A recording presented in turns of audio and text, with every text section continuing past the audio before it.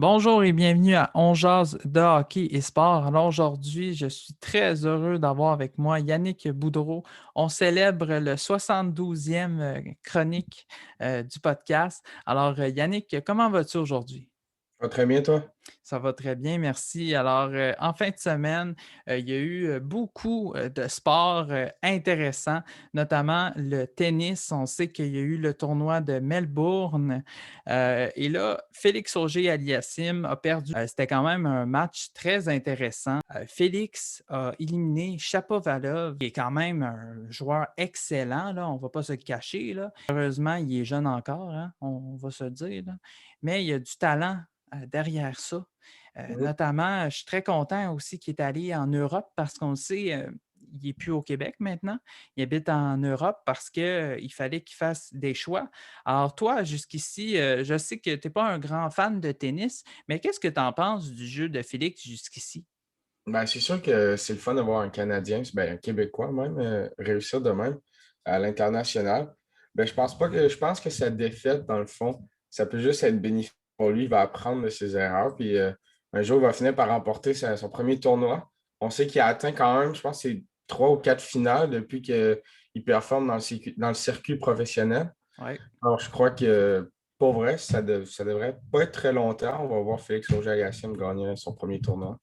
Oui, tout à fait. Puis, comme je te dis, tu as tout à fait raison. Je vais reprendre ce que tu disais. C'est plus il perd, on le sait que c'est poche pour Félix, mais plus il perd, plus il apprend de ses erreurs.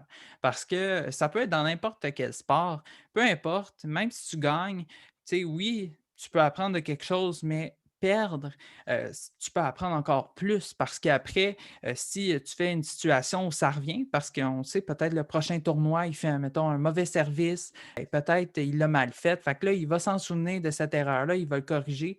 Donc, c'est un élément qui est quand même important. Mais non, jusqu'ici, on sait qu'il y a eu beaucoup de finales. Je suis très d'accord avec ce que tu dis. Malheureusement, il ne les a pas gagnés, mais ça va y faire de l'expérience. Puis, je ne suis pas inquiet pour son futur du tout. Alors, c'est très excitant de voir ce jeune-là performer, surtout quand il est éliminé, comme je disais tantôt, Chapovalov. Je me disais, OK, là, c'est du sérieux. Là. Également, il y a hier aussi Dominique Thiem qui a été éliminé. C'est le troisième euh, joueur mondial au tennis en ce moment. Écoute, il s'est fait varloper, comme je pourrais dire.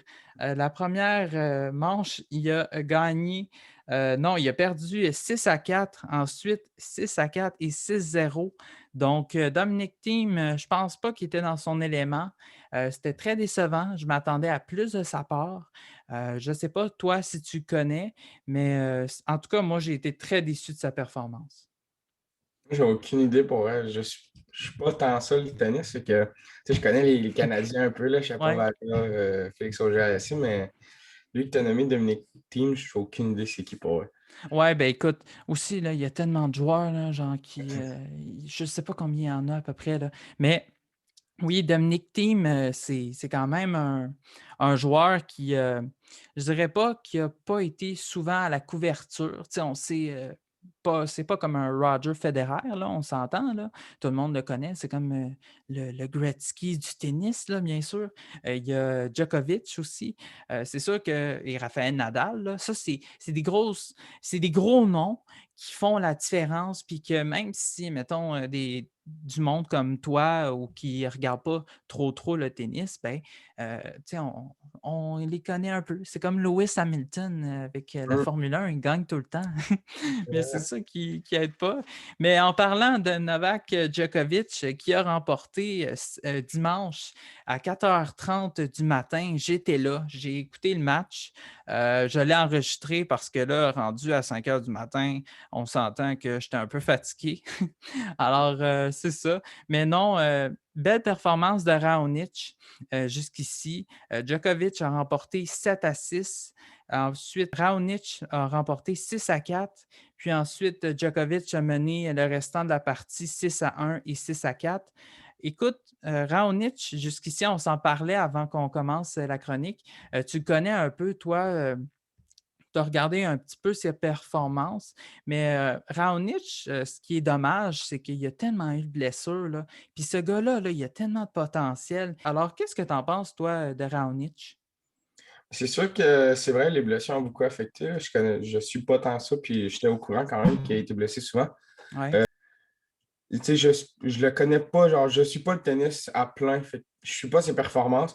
Je sais que son développement a été quand même long, je pense. Tu sais, on n'a pas entendu beaucoup. Au début, on n'entendait pas parler de lui. On espérait avoir un bon joueur canadien. Ça se ouais. passait pas vraiment. Puis là, je pense que c'est là, 2 ou 3 ans, il a connu des belles années.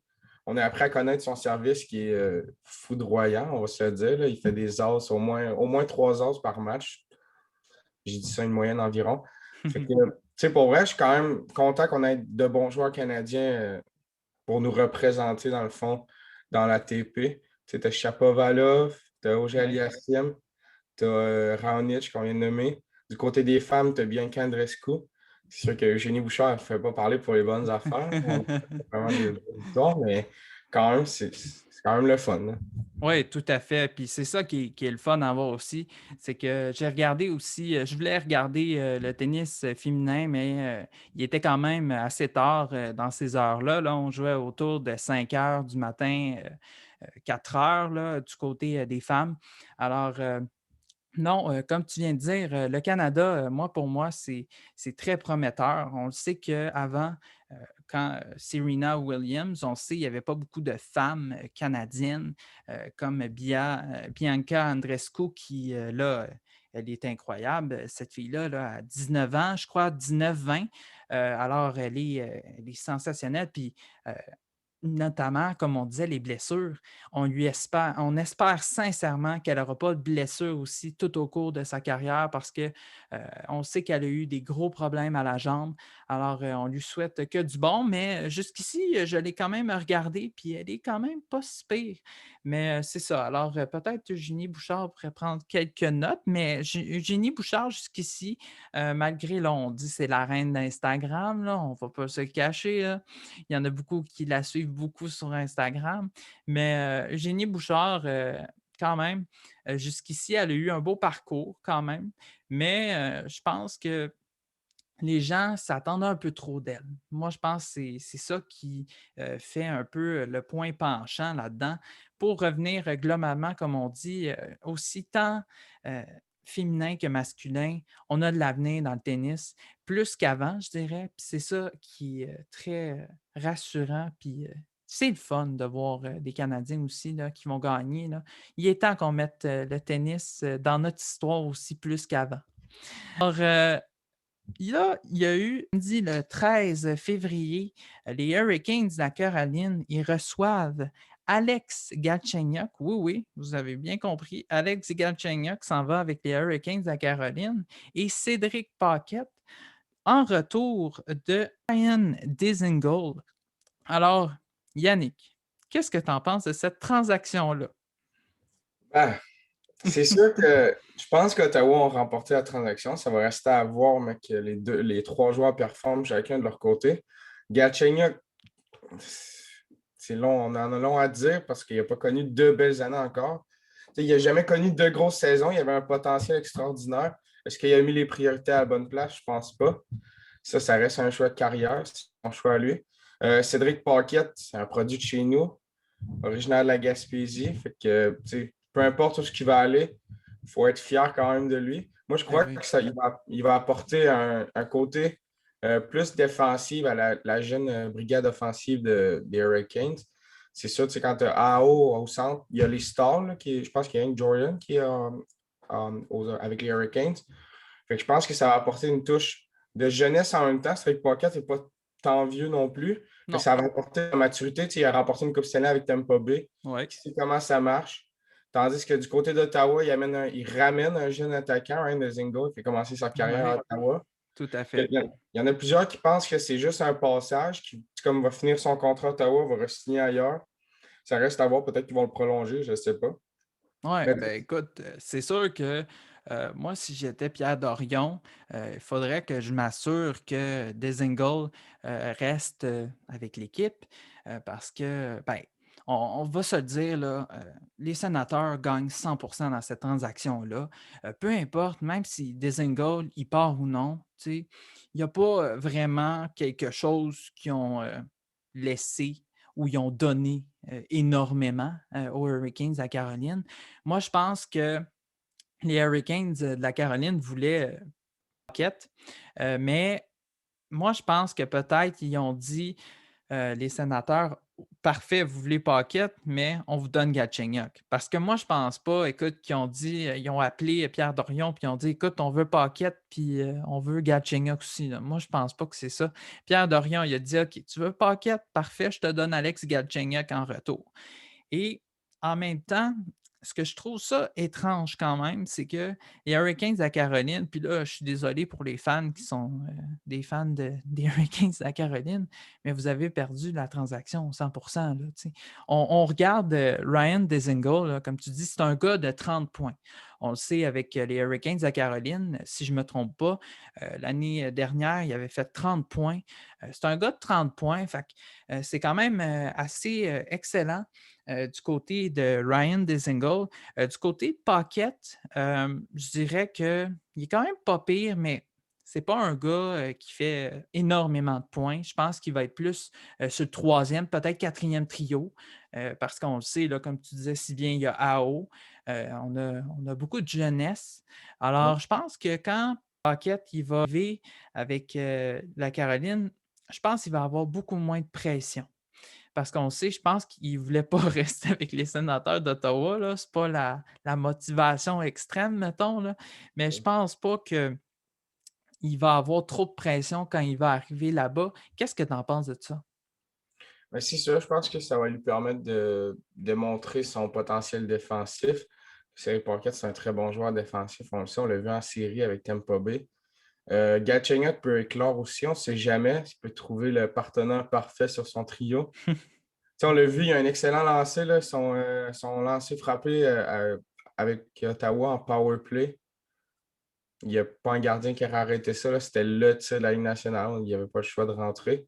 Et moi, je pense que pour vrai, Paquette peut aider défensivement les Hurricanes. C'est sûr que si eux autres visent la Coupe Stanley, probablement qu'ils ne sont pas en construction, ça c'est sûr. Tu sais, ils visent quand même à aller loin en série. Ouais. Paquette, c'est un atout quand même très important sur leur 3 4e trio. Je ne sais pas l'alignement totalement des Hurricanes, comment ça va être. D'après moi, Galchenyuk va commencer sur le taxi squad. Je suis pas mal sûr que c'est là qu'il va commencer. Parce que si on regarde la ligne de centre des Hurricanes, on a AO, je pense que c'est le premier centre. Après ça, tu as Jordan Stall, c'est sur le deuxième trio. Il y a la recrue Nekes, lui, c'est sur le troisième trio. Ça veut dire que Paquette irait Sur le directement sur le quatrième. quatrième. À moins que, je pense que c'est Martin Nekes, c'est ça la recrue. Il joue à l'aile, mais il me semble que d'origine, c'est un centre. Alors, ça reste à voir, tandis que Dzingel va pouvoir se former une place sur les 2 premiers trios, tant qu'à moi, même avec un rôle sur le power play. C'est sûr qu'il n'ira pas jouer en désavantage numérique, c'est pas ce style de joueur-là. Mais ouais, de chaque côté, les équipes sont gagnantes, genre de dépendance de ce qu'ils ont besoin. Mais si on regarde la transaction telle que telle, c'est vraiment Ottawa qui remporte, ça, c'est ça. Galchenyuk quitte à un moment donné, il s'en va dans la cachette. Ouais. Ça, ce serait sa prochaine destination possible. Donc voilà, alors tous les deux, moi puis Yannick, on est pour l'offre des sénateurs qui finit grand gagnant là-dedans. C'était aucun doute là-dedans. Alors maintenant, le Rocket de Laval est diffusé maintenant sur RDS. Moi, je suis très content, puis il était temps qu'on le fasse. Parce que moi, je voulais voir la jeunesse, le club école du Canadien de Montréal, les jeunes de demain, comment ils jouent et tout ça. Puis c'est ça, moi, je disais à beaucoup de personnes, c'est qu'ils devraient tellement le diffuser tout le temps, là. Puis c'est ça qui est important, c'est qu'on peut voir après la progression des autres joueurs, mais on ne les voit pas. Alors toi, je voudrais savoir, qu'est-ce que tu en as pensé de ces matchs-là quand tu les as vus à la télévision chez RDS? Là, il y en a 2 matchs qui ont été diffusés. Alors, qu'est-ce que tu en penses de ça? Ben, c'est sûr, c'est plaisant. Comme tu as dit, on voit la relève, dans le fond, comment il évolue. Pour vrai, j'ai été surpris du calibre de la Ligue américaine. Je ne m'attendais pas que ça frappait autant. En tout cas, contre Belleville, vendredi soir, là, j'ai vu une coupe de mise en échec. On dirait que ça frappait plus que dans la Ligue nationale. C'est sûr qu'il y a une différence un peu de vitesse, quand tu fais le saut de Ligue américaine jusqu'à Ligue nationale, c'est sûr qu'il y a un step à aller chercher. Mais j'ai quand même été surpris pour être de la performance du Rocket. Quand on regarde sur papier, c'est sûr que c'est pas le plus gros line-up de la Ligue américaine. Non, On n'a c'est pas vrai. de prochains joueurs étoiles. Tu sais, comme mettons, on regarde Anaheim, ils ont Trevor Zegras qui a performé au championnat junior mondial. C'était juste incroyable. Tandis que, tu sais, nous, à Laval, on a Jordan Will. C'est ça, c'est pas le prochain gagnant du trophée Hart. Mais bon, c'était quand même le fun à voir. Là, quand on a vu Joel Teasdale marquer son premier but, ça, c'est un produit de la Ligue d'hockey junior majeur du Québec. Fait que, ouais, pour vrai, j'ai quand même été surpris du calibre de jeu. Puis, je suis très content de voir ça à la TV. Oui, tout à fait. Puis c'est ça qu'on voit aussi, le Rocket de Laval, là, jusqu'ici, a deux belles victoires de la marque de 5-1, les deux en plus, contre Ouais. la même équipe, les Sénateurs de Belleville, qui est le club école des Sénateurs d'Ottawa. On s'entend que c'était pas la plus forte équipe, les Sénateurs de Belleville, là. Je ne sais pas, toi, qu'est-ce que tu en as pensé des deux matchs, mais quand même, le Rocket de Laval, là, jusqu'ici, a été quand même solide. Ah oui, c'est sûr. J'ai pas écouté la deuxième partie, par exemple, mais la première partie, j'ai écouté la moitié. Puis, pour vrai, j'ai été impressionné. Euh, c'est ça, comme je disais tantôt, ça frappe beaucoup. Puis, c'est sorti en faveur du Rocket de Laval. 5-1, ça fait penser au Canadien de Montréal en début de saison. J'espère qu'il n'arrivera pas une petite séquence, mais ça, c'est pas grave. Ça arrive à tout le monde. Ben oui. Puis comme que, tu sais, que je regarde, puis presque tous les joueurs ont des points. Ça veut dire que presque tout le monde participe à l'attaque. Du côté des gardiens, c'est deux performances assez incroyables. On a juste accordé un but. McNevin, je ne m'attendais pas à un aussi bon départ, pour vrai. Il a connu des difficultés dans les dernières années. Moi, je pensais qu'elle allait se ramasser avec Trois-Rivières là, dans la East Coast League. Ouais, Mais moi aussi, je pensais ça. finalement, non, ils forment un bon duo avec Caden Primo, puis c'est le fun à voir pour elle, les espoirs du Canadien qui performent bien en ce début de saison. Oui, tout à fait. J'ai regardé aussi les 5 premiers qui sont les meilleurs, là, dans le fond, parce que, tu sais, comme tu disais si bien, ils ont tous contribué, mais ça me tentait de dire les 5 premiers. Alors, les centres jusqu'ici du Rocket de Laval sont quand même performants. On va commencer euh, de la première position, Lucas Vejdemo, qui est quand même en deux matchs, deux buts, un assist. Alors, ça fait un total de 3 points, qui est le grand meneur jusqu'ici. Ensuite, on va avec Jordan Will, qui tout le monde connaît jusqu'ici, mais il a joué avec le Canadien de Montréal. Cette année, il est avec le Rocket. Jusqu'ici, il n'y a pas de but, mais il y a au moins 3 assists. Donc, c'est quand même assez bon. Jordan Will, qui, même s'il est avec le Rocket de Laval, il continue à performer. Puis c'est ça qui est bon, c'est que c'est un vétéran qui peut montrer l'exemple aux jeunes. Puis je pense que même si ce n'est pas le plus spectaculaire, Jordan Will, avec le Canadien de Montréal, ben au moins, ça donne l'expérience à des jeunes qui n'ont pas d'expérience notamment, puis qui sont avec le Rocket. Puis tu peux te baser sur ça. Donc, c'est excellent. En troisième position, il y a Joseph Blandisi. Lui aussi, encore un centre qui, en deux matchs, deux buts, 0 à 6, avec un total de 2 points. Quatrième position, Yannick Veilleux, qui est un ailier gauche qui a deux buts, 0 à 6. Et ensuite, en cinquième position, Xavier Ouellette, le défenseur qui est avec le Canadien de Montréal, qui est rendu maintenant encore le capitaine Ouais. de l'équipe du Rocket de Laval. Donc, il a un but et un assist. Donc, il a en deux parties 2 points, ce qui est excellent jusqu'ici pour Xavier Ouellette. Là, je l'ai vu jusqu'ici. Il joue quand même pas si mal. Toi, qu'est-ce que en regardant ça, est-ce que c'est rassurant de voir un jeune comme Lucas Vechinemo, un jeune centre en plus, qui performe? Alors, toi, qu'est-ce que tu en penses de ça? Ben, c'est sûr que c'est le fun pour elle. Ça vient m'ajouter de la profondeur, dans le fond, si jamais on a besoin d'un backup, désolé de Oui. l'expression anglaise. Mais ouais, c'est ça. Puis, ben, tu sais, c'est sûr, la ligne de centre à Montréal en ce moment est complète avec Evan, Suzuki, Kotkaniemi, puis Philippe Dano. Mhm. Euh, Pour elle, ouais, Vejdemo, je suis quand même surpris. Tu sais, c'est un joueur qu'on n'entend pas parler, puis il fait des points, c'est ce qui est fabuleux, dans le fond. Jordan Wills, c'est plaisant pour lui, tu sais, avec toutes les critiques qu'il a subies quand à Montréal. Il était comme surévalué par les entraîneurs, mais tu sais, on est qui pour dire ça? C'est pas nous qui coach l'équipe. Je Non. pense que ce qui chicote le plus le monde, c'est son salaire. Je pense que Jordan Will, il avait un salaire de genre 1,4 million. Ouais. Tu sais, c'est quand même cher payé pour ce qu'il apportait à l'équipe. Xavier Ouellet, tu sais, c'est un défenseur, son jeu est Moyen, il est normal. correct. Ouais. C'est ça, il est défensif, il ne fait pas trop d'erreurs. C'est tolérable.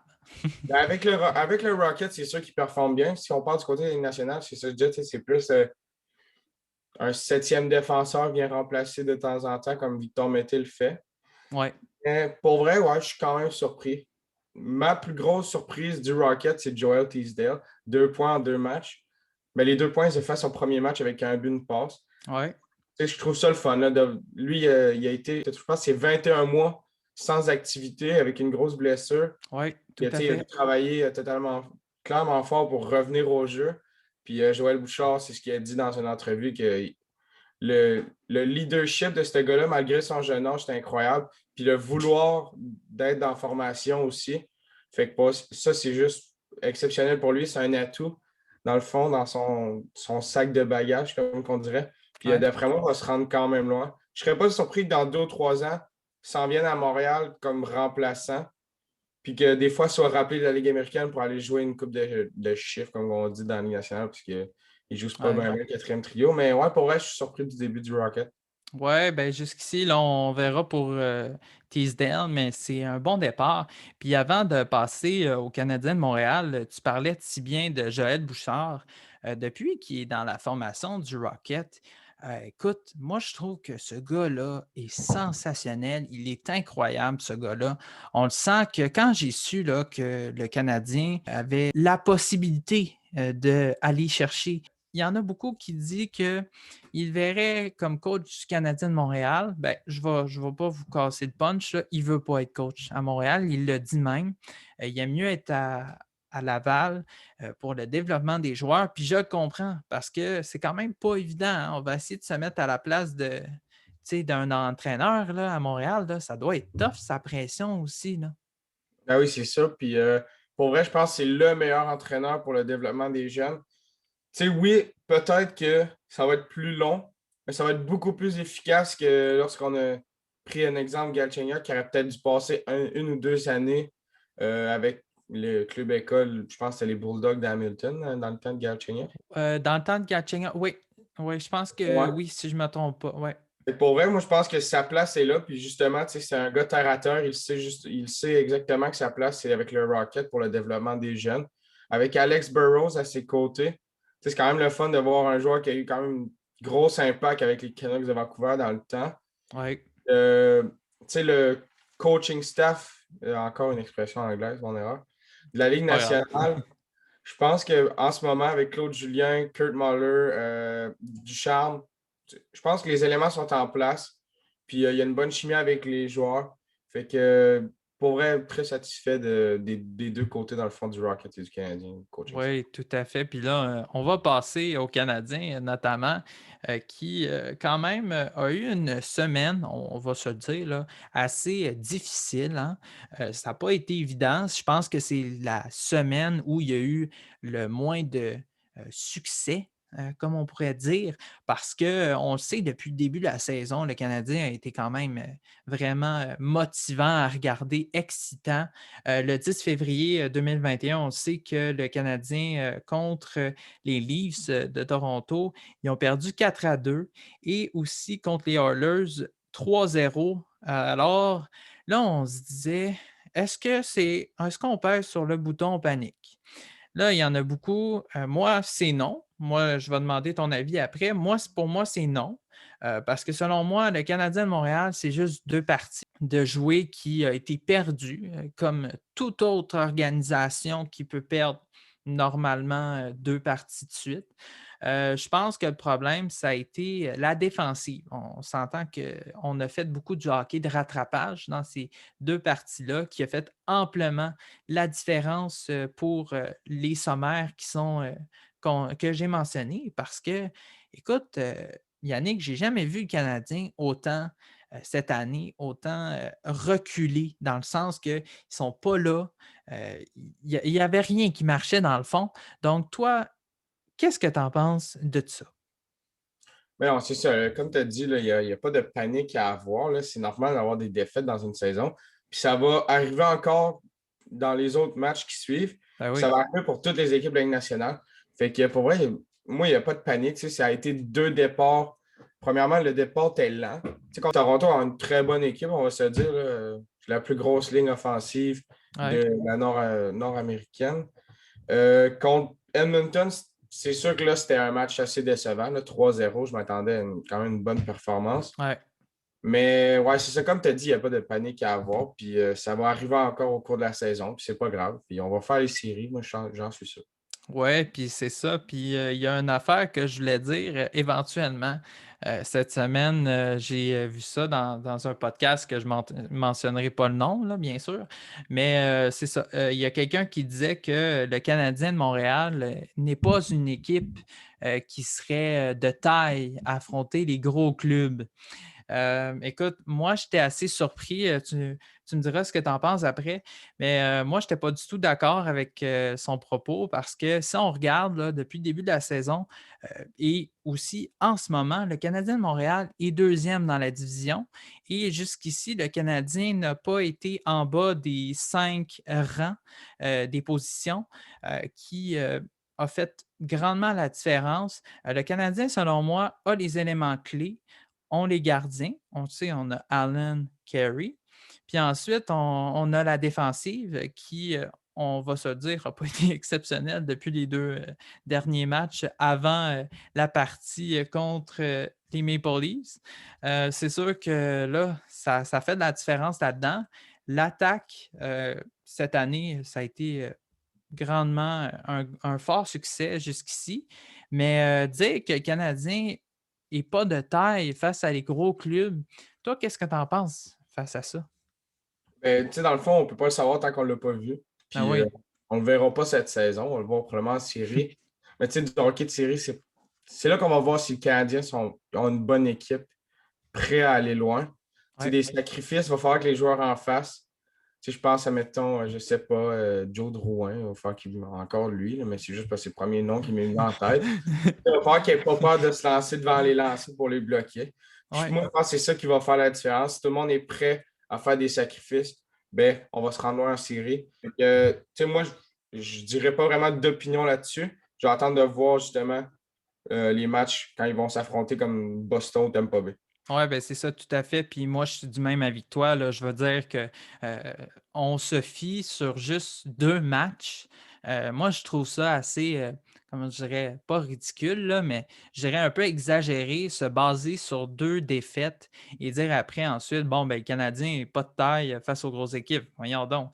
Et en ce moment, ils sont deuxième, comme je disais, dans leur classement Division Nord. Puis en ce moment, peut-être qu'ils vont descendre là, parce que là, les équipes aussi, ils montent et descendent. Ça bascule beaucoup dans les classements jusqu'ici. Mais Canadien est fort jusqu'ici. Donc, oui, tout à fait. Comme tu disais, dans les séries éliminatoires aussi, c'est une autre partie aussi. C'est totalement différent. On le sait, là, c'est une boîte à surprises, les séries éliminatoires. On ne sait jamais qu'est-ce qui peut arriver. On le sait, ce qui est important là, dans les séries, c'est les joueurs qui ne sont pas blessés. Ça fait énormément la différence. Mais comme tu disais si bien pour venir à ce que tu disais, oui, attendons avant de dire tout de suite. C'est pas en se basant sur 2 défaites qu'on va dire ben là, ils sont plus de taille face à les autres équipes. Parce que rappelez-vous, l'an dernier, le Canadien n'était pas supposé de faire les séries. Ils ont éliminé les Penguins de Pittsburgh. Puis là, il y en a qui disent ouais, mais là, ils n'étaient pas prêts, les Penguins. Bref, OK? Ils ont perdu les Penguins anyway. Puis, ils ont quand même eu l'occasion peut-être d'éliminer les Flyers de Philadelphie. Malheureusement, ce n'est pas arrivé. Mais quand même, là, jusqu'ici, là, Yannick, là, ça a été quand même quelque chose. Là. Ben oui, c'est ça. Puis tu as vu l'évolution entre les séries qu'on a vues Ouais, au printemps dernier, c'est pas au printemps. Là, les séries ont eu lieu cet ça aurait été été. le fun. Oui, c'est ça. Ils ont eu lieu cet été. Puis au début de saison qu'on voit en ce moment, Tu sais, juste l'acquisition de Toffoli et Anderson, avec Edmondson, ça fait un grand changement. Allen aussi dans les buts. Fait que pour vrai, moi, je pense qu'on va être dangereux. Oui, tout à fait. Puis, j'ai hâte de voir la suite des choses. On va reparler de la victoire. On sait, le 13 février, ça a été quand même un bon match du Canadien de Montréal qui a quitté le Centre Bell parce que là, on avait besoin d'un peu de fraîcheur puis de liberté là, du côté du Canadien de Montréal. On avait besoin de sortir de Montréal puis essayer d'aller jouer ailleurs. On était à Toronto, Montréal, qui n'était pas avec Thomas Tatar, qui était blessé. Il était revenu en forme, il était prêt à jouer ce match-là, mais Claude Julien l'a si bien dit, on ne voulait pas le risquer. Donc, parce que c'est un élément clé, là, Thomas Tatar. Là. Puis hier, là, on ne va pas se cacher là, aussi, Yannick, là, même si le Canadien a gagné cette partie, ça a été quand même difficile, mais on voyait que Thomas Tatar manquait à l'appel quand même. C'est sûr, c'est pas mon préféré, Tatar, là, tu le sais bien. Là. Ouais. J'enlève rien, j'aime juste pas la façon, son style de jeu. Mais tu sais, c'est pas grave. Là. Mais moi, je pense que pour vrai, Claude Julien a peut-être dit ça aux journalistes, mais de mon point de vue, il l'a laissé dans les estrades pour comme peut-être déclencher un électrochoc ou juste prouver à Tatar qu'il n'est pas irremplaçable et que son poste est assuré. Puis ça Mhm. fait pas rien ça fait pas rien que le démontrer à lui, ça le démontre au reste de l'équipe. Un Dano qui a vu ça, mettons, là, on prend Philippe Dano, parce que lui aussi a des moments difficiles. Là. Alors, pour vrai, c'est quand même une belle game. Mais si on prend Philippe Dano, il s'est dit OK, je ne suis pas irremplaçable, moi non plus. Là. J'ai Suzuki, Kotkaniemi et Evans qui poussent en arrêt de moi. Il faut que j'élève mon jeu d'un cran. Ouais. Fait que, pour vrai, j'étais content. C'était une belle game. C'était une game défensive. On a connu une grosse troisième période. On était partout en troisième période. C'est ce qui nous a Ouais. fait gagner le match. Puis, il y a quelques points positifs. Hier, là, Joe Drouin, ça a été son meilleur match de la saison. Tout à Tu sais, fait. c'est drôle à dire, mais il était partout. C'est genre le Jonathan Drouin qu'on est allé chercher dans la transaction. J'avais jamais vu Jonathan Drouin frapper autant que ça. Je l'ai vu compléter 3 à 4 mises en échec. J'étais quand même surpris. Des jeux en défensive. Victor Mété a connu un fort match. Il était impliqué. Sa relance, c'est son atout. Sans ça, d'après moi, il n'aurait pas sa place dans la Ligue nationale. Ouais. Mais sa fluidité sur patin, sa mobilité, sa relance, il y a une bonne relance. Price a connu un fort match. C'est ça. On n'a rien d'autre à dire. Price a gardé les. Sans Price, d'après moi, on perdait ce match-là. Ouais. Le joueur que je défends depuis le début de la saison, Philippe Dano, a connu un bon match. De mon côté, j'ai aimé ce que j'ai vu. Une superbe passe à Tyler Toffoli qui a inscrit son 10e de la saison, Ouais. qui nous a ramené à l'égalité. Puis après ça, Brendan Gallagher qui marque sur dans le fond, c'est un tir dévié, mais il a dévié à terre, après ça, il a tiré au but. Ouais. Petrie a ramassé aussi une 9e assistance. 15 points en 15 matchs pour Jeff Petrie. Il avait volé la vedette jusqu'à temps que Quinn Hughes marque ce fameux but contre Ottawa, je Ouais. pense, je suis pas sûr. Pour vrai, je l'ai vu le but à Quinn Hughes, là, puis ce gars-là, offensivement, est incroyable, mais ses lacunes défensives vont. D'après moi, c'est ce qui va y empêcher de gagner le Norris. C'est pas mon candidat préféré pour le Norris, ça, c'est sûr. Ses lacunes défensives sont trop énormes. C'est trop flagrant comme lacune pour dire ah, OK, ce gars-là est vraiment le meilleur défenseur de la Ligue nationale cette saison. Fait que pour vrai, hier, c'était un match assez incroyable. Ben, incroyable. C'était pas un wow, là. C'était un très bon match du Canadien de Montréal. Ouais, la troisième période était wow, par contre, parce Ah qu'on ouais. le sait, la première période, là, c'était pas. Là, quand Toronto a marqué le premier but, là, je me suis dit, bon, ça y est, encore. Et là, non, le Canadien Montréal n'a pas lâché. C'est ça, j'ai aimé la motivation et tout.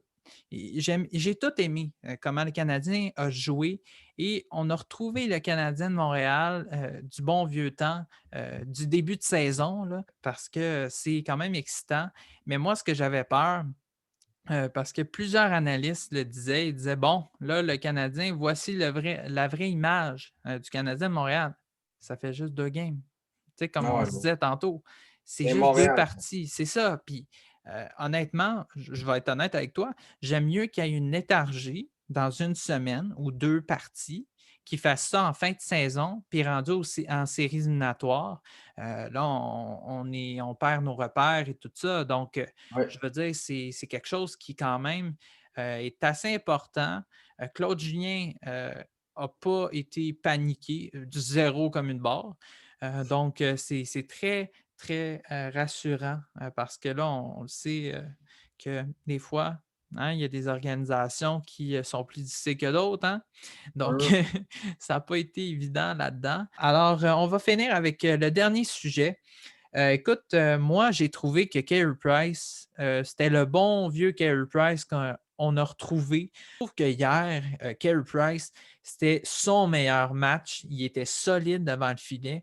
Puis écoute, j'étais content de le revoir aussi confiant. Puis il a quand même, on ne pourrait pas dire voler le match, là, parce que Carey Price, maintenant, je ne pense plus que c'est lui qui va faire tant la différence, mais c'est sûr qu'il y a le gardien qui doit faire quand même sa part, mais ouais. l'équipe quand même a quand même un rôle important à jouer, mais Carey Price a été quand même très solide hier. Alors, pour finir la chronique en photo, qu'est-ce que tu en penses de ça?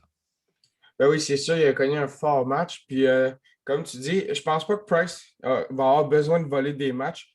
À ce temps, il y a une équipe devant lui. C'est plus comme dans les années, là, le 4 ou 5 ans, il y avait pas vraiment d'équipe. 2010 à 2014, quelque chose comme Il ça. fallait qu'ils se battent, il fallait qu'ils se battent pour garder l'équipe dans le match. Tandis que là, tu sais, il ne veut pas accorder de mauvais buts, ça, c'est sûr. Puis comme tu l'as dit, ça fait une période qui ont été une arrêt de hockey, qui n'ont pas pu jouer. Tu perds tes repères comme gardien, puis tu sais, la confiance est moins là aussi quand tu recommences. Oui, Là, tu sais, hier, on a vu un Price qui était combatif, qui était prêt pour le match. Il défiait les lancers. Il était toujours au courant où ce que la rondelle se situait sur la patinoire. Puis, tu sais, dans les autres matchs précédents, on le voyait faire des mouvements qu'on se demandait, tu sais, pourquoi il faisait ça. Il partait, là, il se dirigeait hors de son filet contre ouais. Toronto, au Centre Bell, là, à un moment donné, contre Spezza. Euh, tu sais, Spezza l'a sorti complètement sur le filet, il s'est déporté, puis là, tu sais, il a juste manqué le but. Mais tu sais, hier, Price était concentré, était combatif.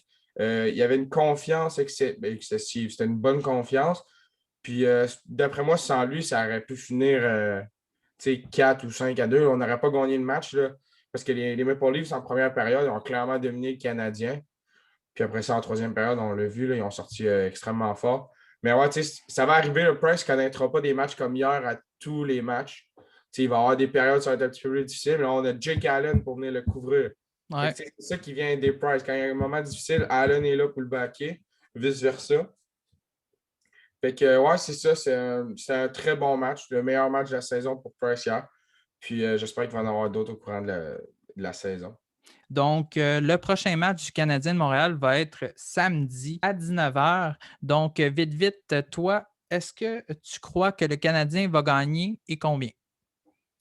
Ah, ouais, on va y aller. Je prédis tout le temps pour une victoire. Là. Jamais je vais dire, ah, Toronto va gagner. J'espère une victoire du Canadien 3-1. Parfait. Moi, de mon côté, je pense que le Canadien va reprendre aussi une deuxième vengeance parce qu'on sait, ils ont perdu, je crois, 2 matchs contre Deux matchs les contre Maple Toronto. Leafs. Ouais. Donc, ça serait un bon départ. Mais juste pour finir la fermeture de la chronique d'aujourd'hui, ça finit sur une note parfaite cette semaine parce qu'on sait les 2 matchs contre les Oilers puis les Maple Leafs, ça n'a pas été facile, mais on finit avec une note parfaite samedi soir sur la victoire du Canadien 2-1. Donc, c'est super agréable pour eux. Puis, ils vont se reposer, puis ils vont voir leur famille. Donc, là, ils vont avoir le temps d'en profiter, puis se reposer, puis d'être en forme pour samedi. On a bien hâte. Alors, merci beaucoup de nous avoir écoutés. Alors, c'était Yannick Boudreau et Zachary Savaria. Alors, c'était le 72e podcast de la chronique. On est super content de vous avoir aujourd'hui avec nous. J'espère que vous avez apprécié. Alors, merci beaucoup et passez une excellente soirée.